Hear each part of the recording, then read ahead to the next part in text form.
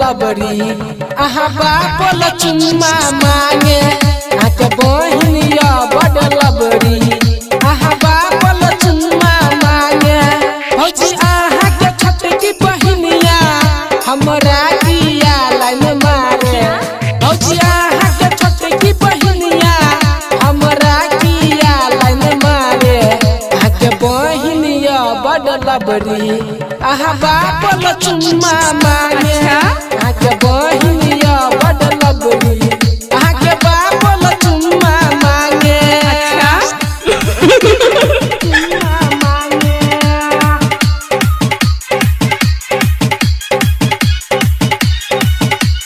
चुम्मा मांगे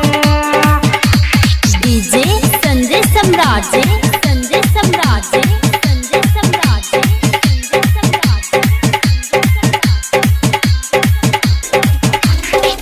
जहिया भेल आहा के शादी हमरा भैया सयो कहिए से आहा के बहिन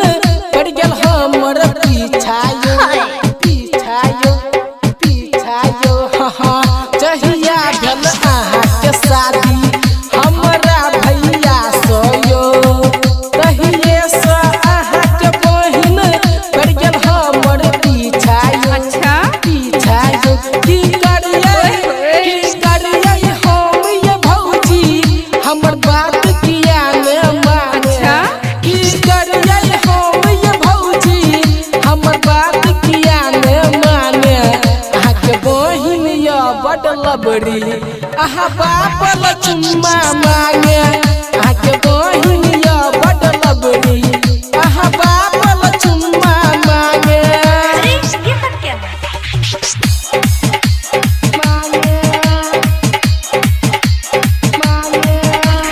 DJ Sanjay Samrat mix by DJ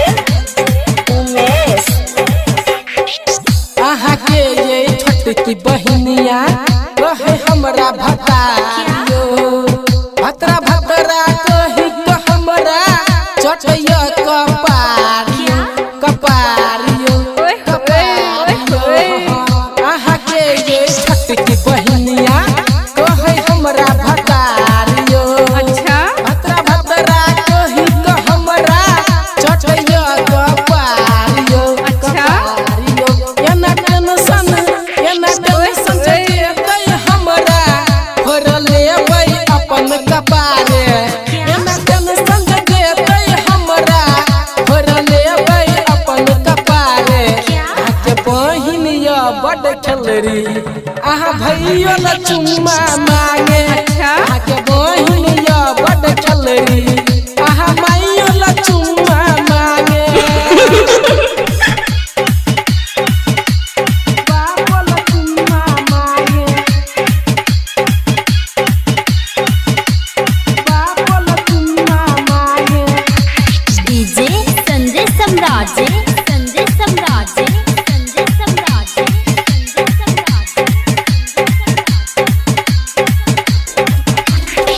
भौजिये आहा के बहिनिया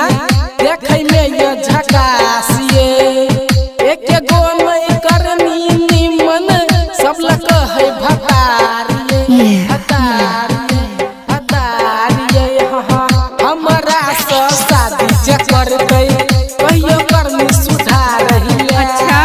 तब ओकरा से शादी करबै अपन जिंदगी बिताबै